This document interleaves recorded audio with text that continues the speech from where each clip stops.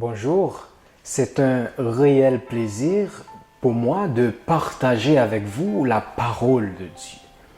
Nous sommes toujours dans la suite de la première capsule vidéo concernant le retour en gloire de Jésus-Christ, la grâce du Dieu le Père, afin de nous accorder la vie éternelle par l'intermédiaire de son Fils bien-aimé.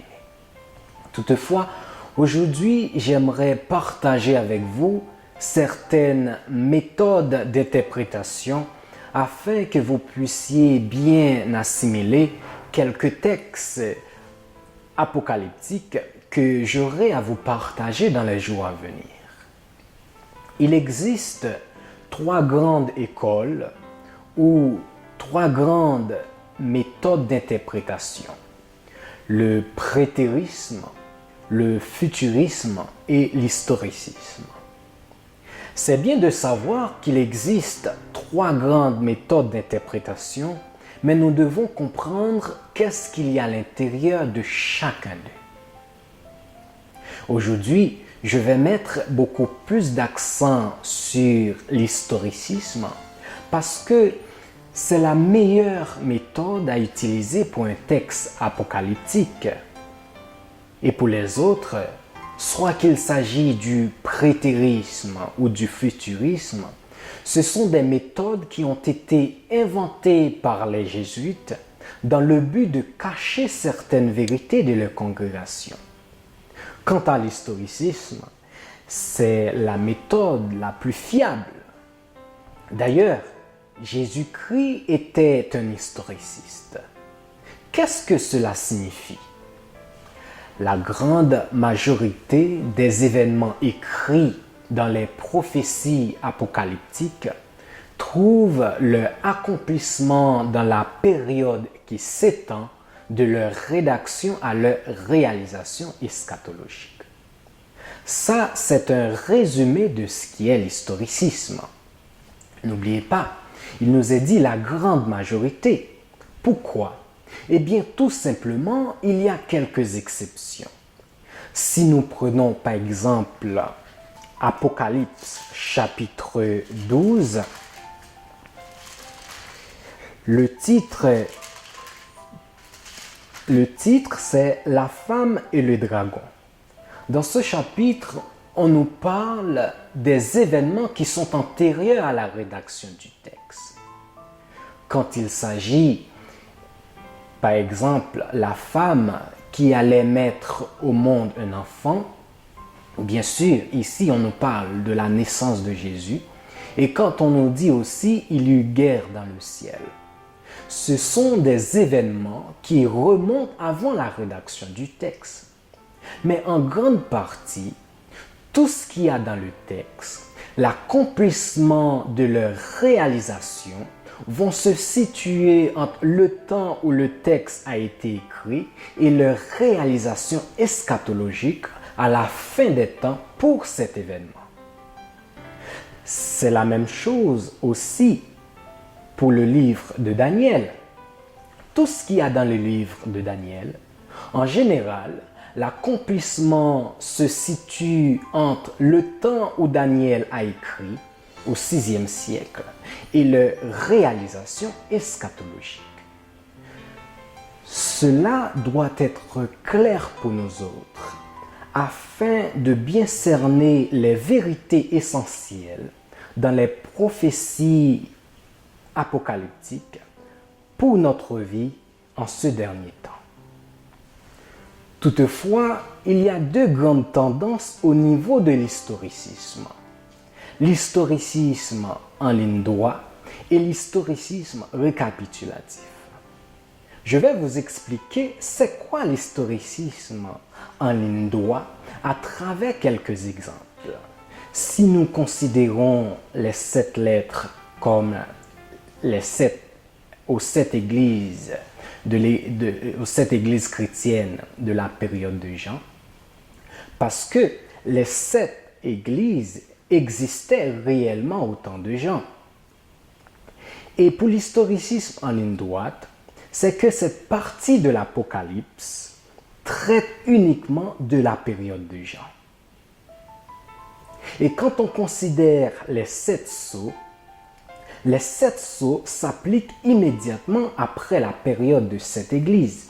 Parce que pour eux autres, les 7 églises commencent de la période de Jean jusqu'au temps de Constantin et les 7 sceaux commencent de la période de Constantin jusqu'au temps islamique peu avant l'an 1000, vers 8e siècle.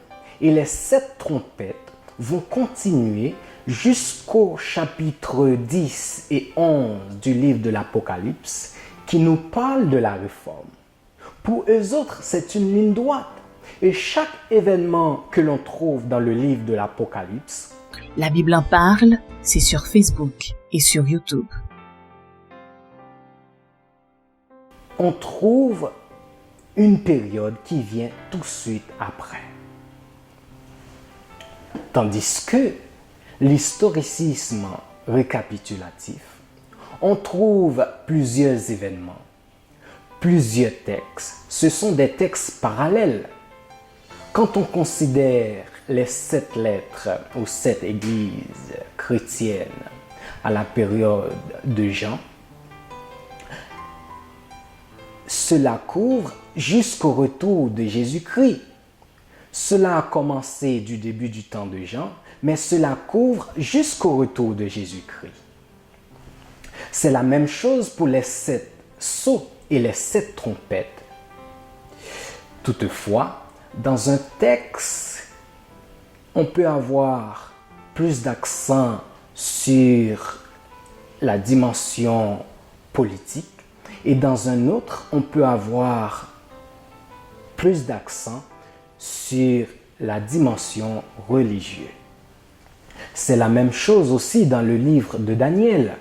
Quand on considère le livre de Daniel au chapitre 2, le chapitre 2 du livre de Daniel nous présente l'histoire des empires universels du début du temps de Nebuchadnezzar, du temps de Daniel, jusqu'au retour de Jésus-Christ. Et quand on considère un autre chapitre, chapitre 7 par exemple, qui nous présente les